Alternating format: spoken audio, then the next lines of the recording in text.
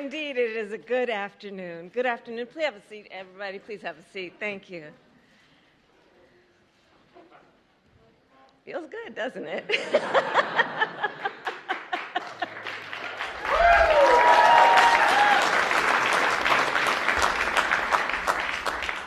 President Biden, President Obama, members of Congress, and my fellow Americans. On March 23, 2010, the Affordable Care Act was signed into law.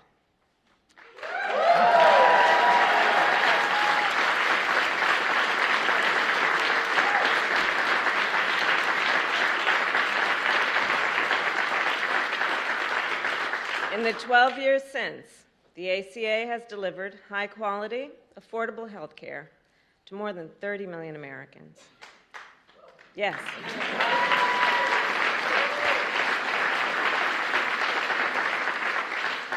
And those Americans are working parents and young children, college students, and older Americans, millions of people who had never been able to afford coverage before, or who had been denied coverage altogether, often because of a category of denial called pre-existing conditions. Conditions such as cancer, diabetes, hypertension, or even asthma. The ACA is the most consequential health care legislation passed in generations in our country.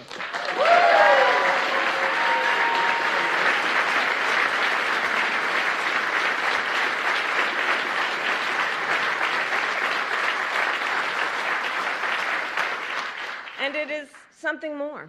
The ACA is a statement of purpose, a statement about the nation we must be, where all people, no matter who they are, where they live, or how much they earn, can access the health care they need, no matter the cost.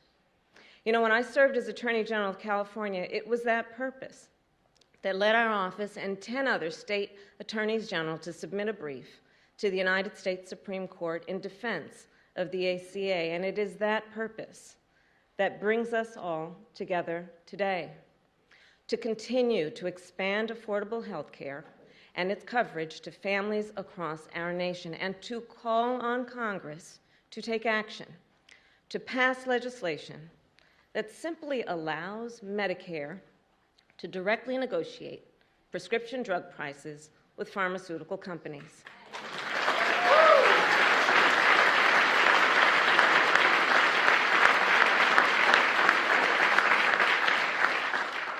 And if there's any question why, I'll explain. More than 60 million Americans are enrolled in Medicare. That would give Medicare significant bargaining power to negotiate prices for all those Americans. So instead of forcing individual patients to negotiate by themselves, to require them to pay whatever price the drug companies set, they would have that kind of representation to stand there with their fellow Americans and negotiate those prices so that they would just simply be fair. So today we also call on Congress to make permanent the ACA subsidies that are included in the American Rescue Plan.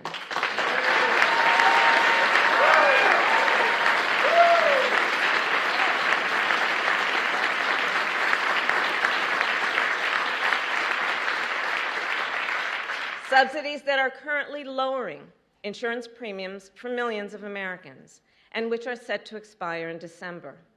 And more must be done. Currently, there are 12 states in our nation that refuse to expand Medicaid for no reason other than petty partisan obstruction. As a result, 4 million people in our country are locked out of coverage. And that comes at a cost. For example, women who do not have health care coverage and are therefore less likely to have access during pregnancy or before or after to pelvic exams or vaccinations, prenatal checkups, postpartum depression screenings, and all the other essential care they need to be safe and healthy before, during, and after birth. We know that expanding Medicaid coverage significantly reduces the number of mothers who die as a result of pregnancy.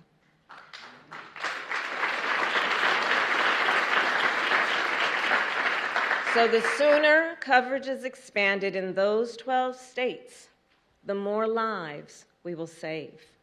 Protecting the health and well-being of the people of our nation should not be a partisan issue. Every person in our nation should be able to access and afford the health care they need to thrive, not as a privilege, but as a right. And that is why our administration will continue to use every tool at our disposal to strengthen the ACA. And with that,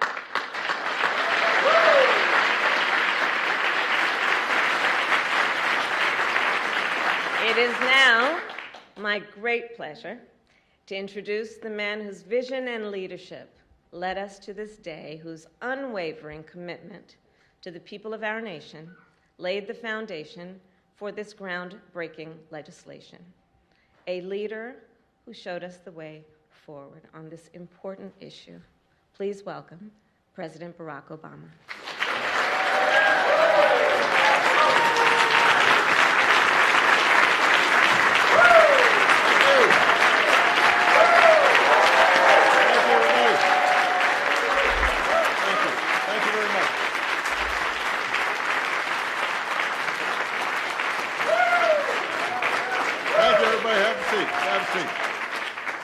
Thank you. Vice President Biden, Vice President. That was a joke.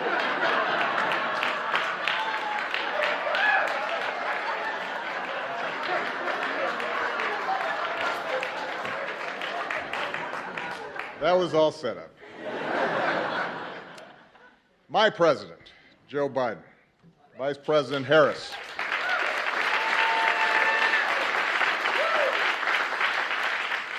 our dear friend, Madam Speaker, Nancy Pelosi, all the members of Congress who are in attendance today, the members of Cabinet, it is good to be back in the White House. It's been a while. I confess, I heard some changes have been made by the current president since I was last here. Apparently, Secret Service agents have to wear aviator glasses now. The Navy mess has been replaced by a Baskin-Robbins. And there's a cat running around, which I guarantee you Bo and Sonny would have been very unhappy about. But coming back, even if I have to wear a tie, which I very rarely do these days, gives me a chance to visit with some of the incredible people who serve this White House and who serve this country every single day. A lot of times out of the limelight. They make this government function, and they help people in ways big and small. And from the outside, sometimes people don't understand just how grueling this is and how many sacrifices people make. Because those of us who are in front of the cameras oftentimes get the credit. But it's a lot of people who are devoted day in, day out to making this country better that matter, and a lot of them are represented here. And that's not just in the West Wing, by the way. It's also in the residence. There were a lot of people who looked after our families that I will always be grateful to. So it's wonderful to be back to say thank you to all of you. But most of all, coming back here gives me a chance to say thank you and spend some time with an extraordinary friend and partner who was by my side for 8 years. Joe Biden and I did a lot together.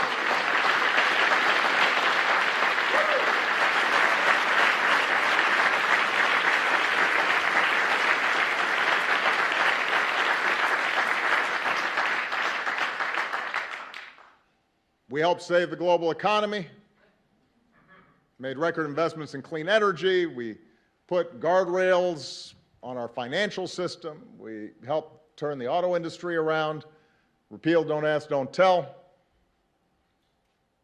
But nothing made me prouder than providing better health care and more protections to millions of people across this country.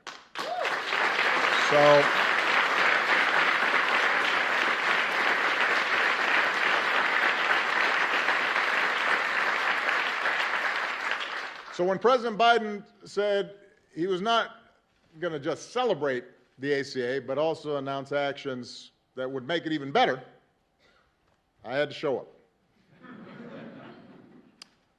I think it's been well documented just how difficult it was to pass the ACA. You can get a lot of testimony here in case folks haven't heard. You know, as a country, we have been talking about reforming health care for 100 years. Unlike almost every other advanced economy on earth, we didn't have a system that guaranteed access to health care for all of its citizens. Millions of people didn't have health insurance, often because their employers didn't provide it or because it was too expensive. But despite the fact that our health care system didn't work well, it was hard to change. Healthcare represents about 1/5 of our economy. That's trillions of dollars that are involved. So there were a lot of different economic interests that were vying to maintain the status quo. And because the majority of Americans did have health care, some people naturally worried that they'd lose what they had. The media was skeptical of past failures. There was a lot of misinformation, to say the least, flying around. And it's fair to say that most Republicans showed little interest in working with us to get anything done. That's fair to say. But despite great odds, Joe and I were determined. Because we'd met too many people on the campaign trail who'd shared their stories. And our own families had been touched by illness. And as I said to our dear friend Harry Reid, who is missed, wished he was here today, because he took great pride in what we did. I intended to get health care passed, even if it cost me re-election, which for a while looked like it might.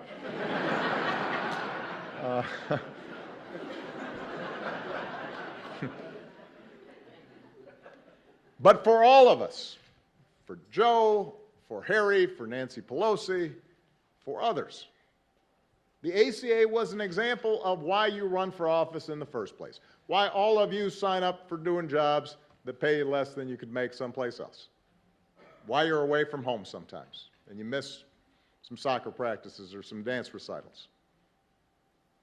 Because we're not supposed to do this just to occupy a seat or to hang on to power.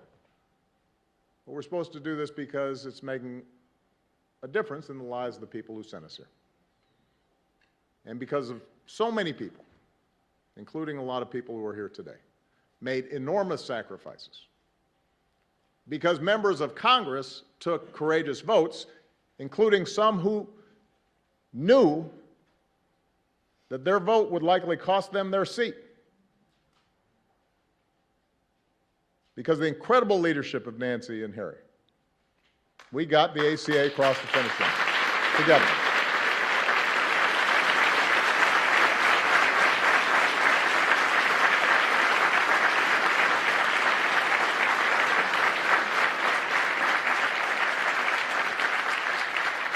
And the night we passed the ACA, I've said it before, it was a high point of my time here because it reminded me and it reminded us of what is possible. But, of course, our work was not finished. Republicans tried to repeal what we had done again and again and again.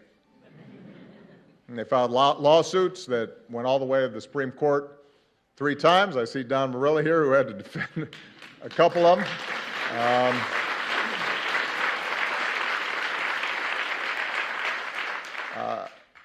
They tried explicitly to make it harder for people to sign up for coverage. And let's face it, it didn't help that when we first rolled out the ACA, the website didn't work. That was not one of my happiest moments. So given all the noise and the controversy and the skepticism, it took a while for the American people to understand what we had done. But lo and behold, a little later than I'd expected, a lot of folks, including many who had initially opposed health care reform, came around. And today, the ACA hasn't just survived, it's pretty darn popular. And the reason is because it's done what it was supposed to do. It's made a difference. First 20 million, and now 30 million people have gotten covered thanks to the ACA.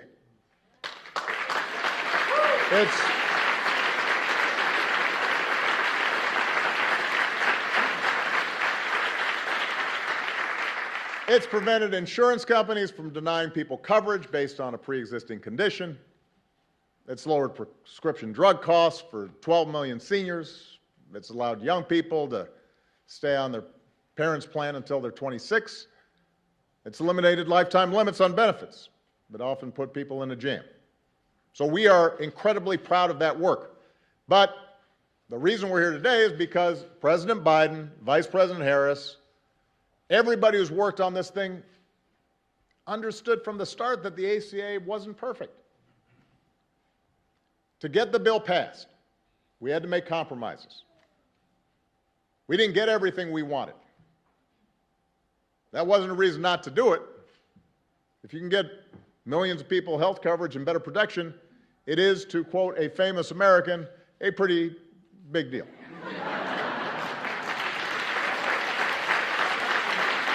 That's what it is.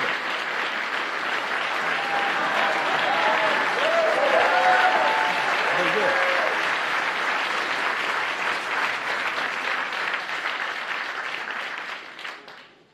But there were gaps to be filled. Even today, some patients still pay too much for their prescriptions. Some poor Americans are still falling through the cracks. In some cases, healthcare subsidies aren't where we want them to be, which means that some working families are still having trouble paying for their coverage. Here's the thing, that's not unusual when we make major progress in this country. The original Social Security Act left out entire categories of people, like domestic workers and farm workers. That had to be changed. In the beginning, Medicare didn't provide all the benefits that it does today. That had to be changed. Throughout history, what you see is that it's important to get something started, to plant a flag, to lay a foundation for further progress. The analogy I've used about the ACA before is that in the same way that was true for early forms of Social Security and Medicare, it was a starter home. It secured the principle of universal health care, provided help immediately to families, but it required us to continually build on it and make it better. And President Biden understands that, and that's what he's done since the day he took office. As part of the American Rescue Plan, he lowered the cost of health care even further for millions of people. He made signing up easier. He made outreach to those who didn't know they could get covered, make sure that they knew, made that a priority. And as a result of these actions, he helped a record 14.5 million Americans get covered during the most recent enrollment period.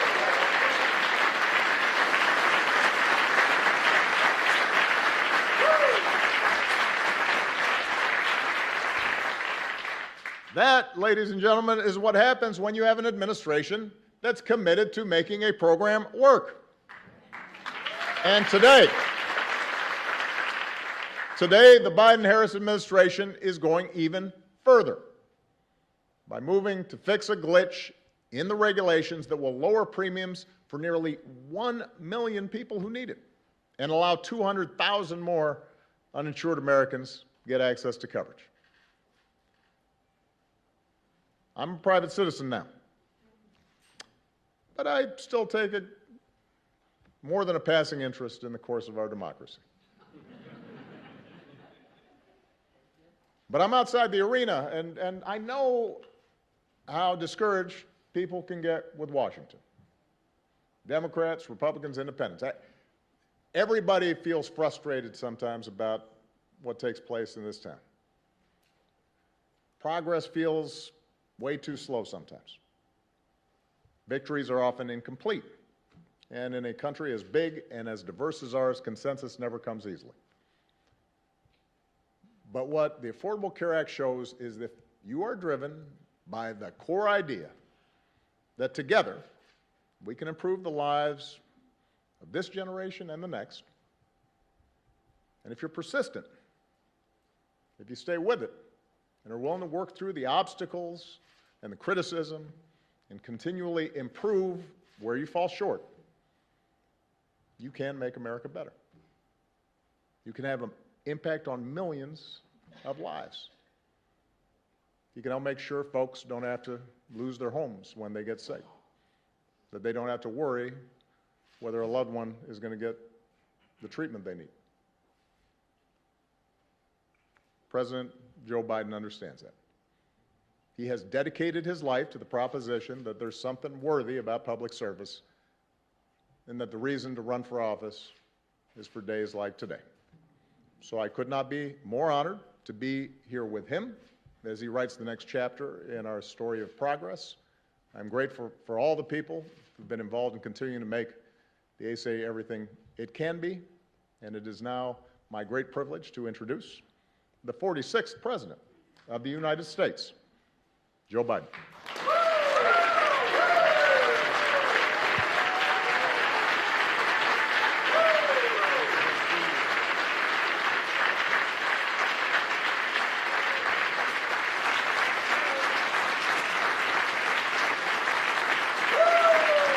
Thank you.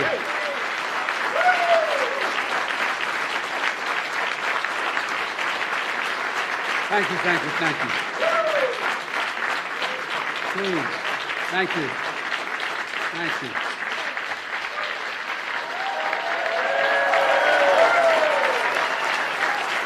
Thank you, thank you, thank you. Please.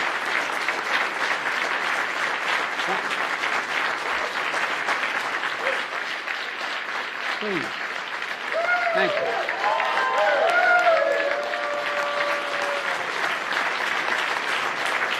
Thank you very much. Please.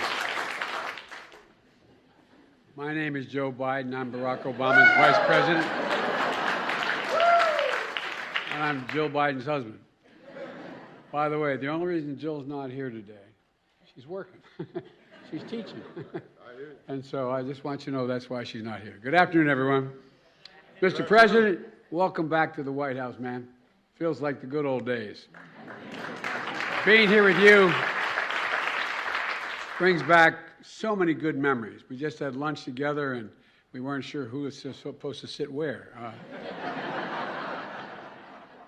Look, it's fitting that the first time you return to the White House is to celebrate a law that's transforming millions of lives because of you.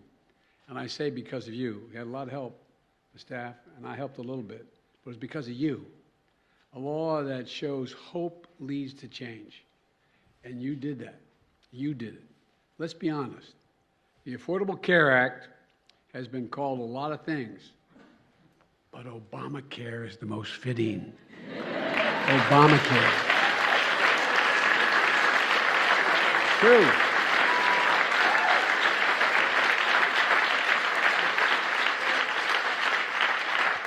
I can tell you all how much Barack Obama cared about getting this done. Throughout the countless hours of negotiations and the relentless political attacks, he never, ever, ever gave up. And I guarantee you that. If I had time, I could tell you all the times when he'd say, should we compromise, should we do? And I'd say, well, we ought to think about it. No, if I do that, then so-and-so won't get covered. This group of people won't get covered. And whether it was after meeting during our weekly lunch, and we met every single day, he'd remind me why we're doing this in the first place. We're doing this in the first place for people who needed it and deserve to be treated with dignity. Dignity. The idea that when you can't afford health insurance for your children, for your spouse, male or female, it doesn't matter. Not only are they in trouble, but you're deprived of your dignity. Barack, you talked about the idea that it was important that we make sure that you couldn't outrun your insurance.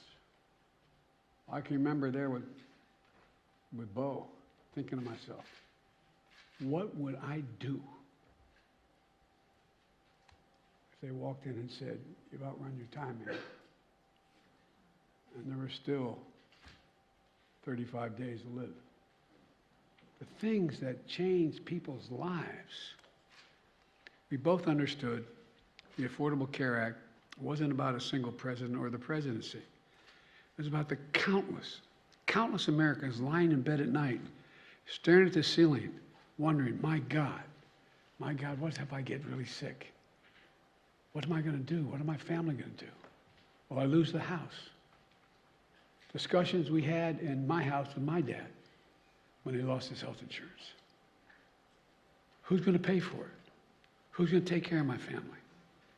You know, in America, health care, as we all three said, will have now said, health care should be a right, not a privilege. And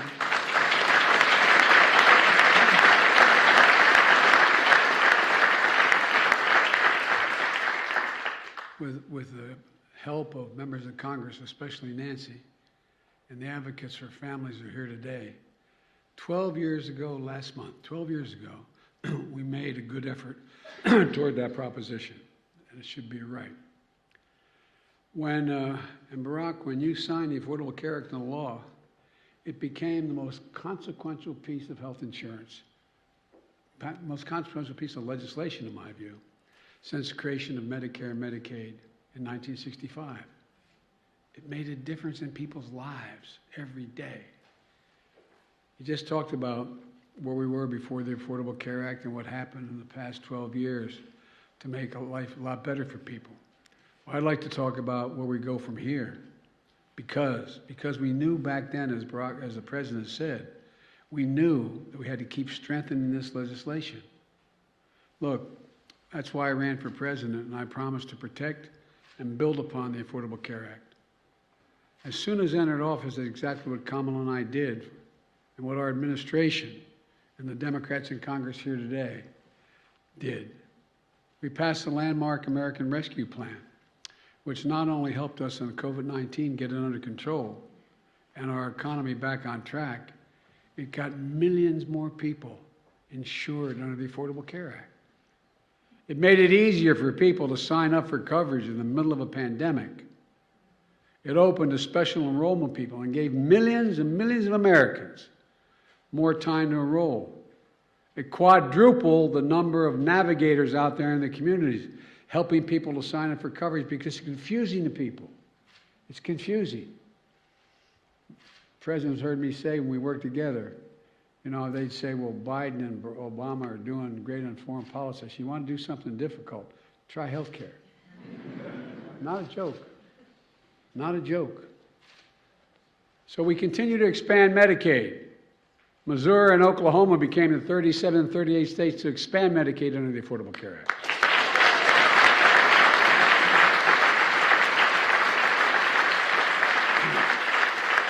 And as been mentioned, over 31 million people now have health insurance through the Affordable Care Act. 4 out of 5 Americans can find quality coverage for under $10 a month. The average family is saving $2,400 a year on their premiums. That's $200 every single month, available for other needs in their lives, from gas to groceries to other basic necessities.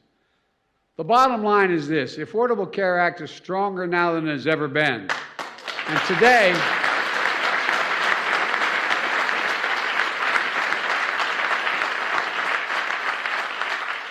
and I'm not even talking about what your former chief of staff is doing to make sure health care is available to all our veterans in the way he did. Yeah.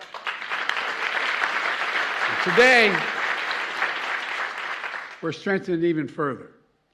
In a moment, I'm going to sign an executive order building on one of those that I signed last year.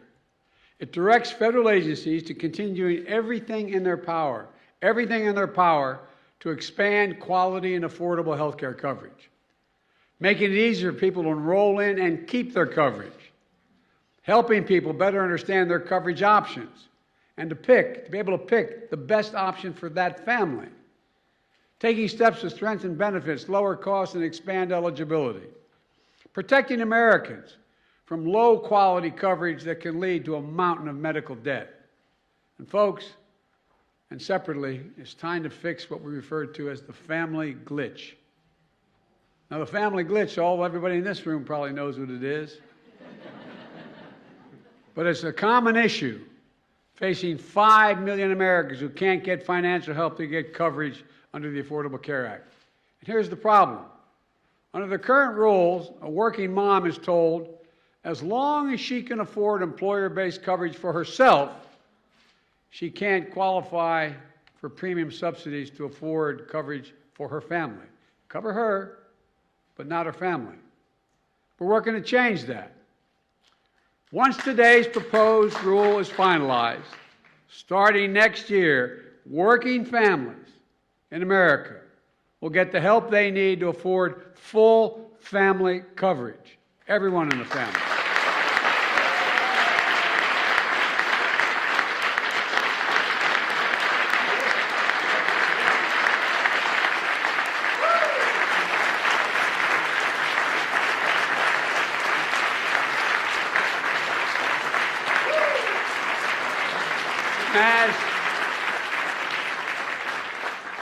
As a result, families will be saving hundreds of dollars a month.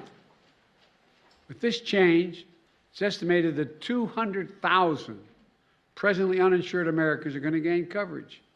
Nearly 1 million Americans will see their coverage become more affordable. This is considered one of the biggest things my administration can do, lower cost and expand coverage. And we're taking steps today to get that done. So look, folks, but we need to keep up the fight. Our Republican colleagues, as they say in Southern Delaware, they haven't changed a whole hell of a lot. Good folks, but haven't changed a lot. They continue to attack the Affordable Care Act. They're unrelenting.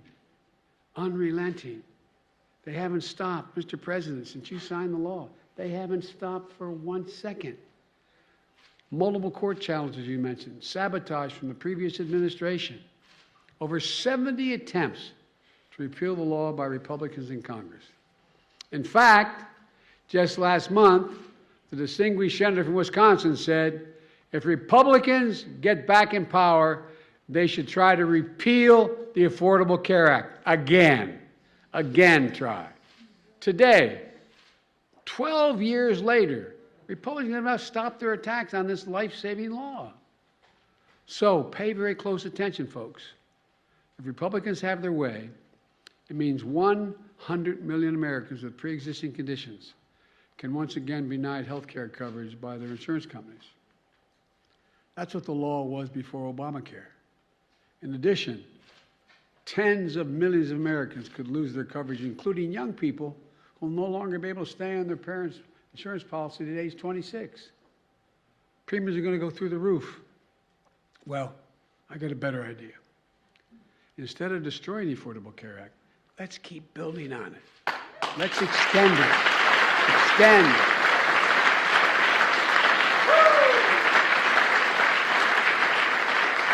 And because of all the folks in this room, members of Congress, the American Rescue Plan subsidizes that are lowering premiums, subsidies are lowering premiums and extending coverage.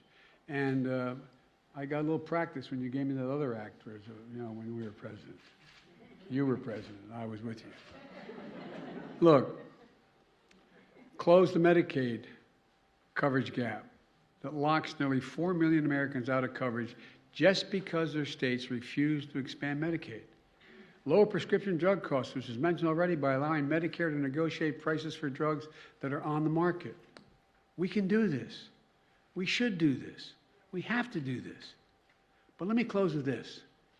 12 years ago, at a bill signing the Affordable Care Act, President Obama said, quote, "We're a nation that does what is hard, what is necessary, and what is right." That's exactly what he did. Exactly what he did. And folks, that's what we have to do. That's what we do as Americans. You know, it's what all of you did here in making the Affordable Care Act possible. I really mean it. We just got to keep it going and keep building on it. We need to keep the faith. We need to remember, we're the United States of America, and there is simply, literally, nothing beyond our capacity when we're united and do it together. So God bless you all. May God protect our troops. And now, I'm going to sign an executive order. And Barack, let me remind you, it's a hot mic.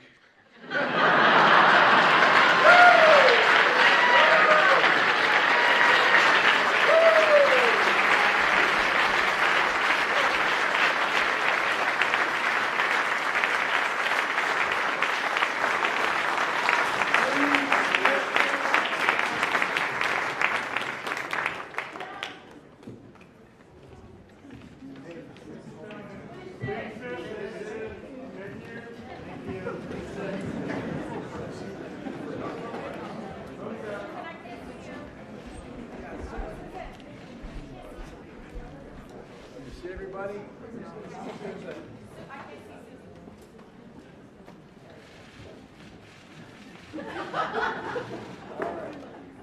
I have to admit, one thing I haven't gotten down.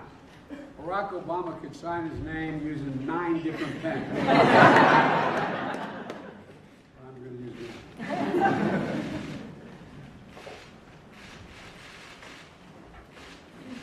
There you go.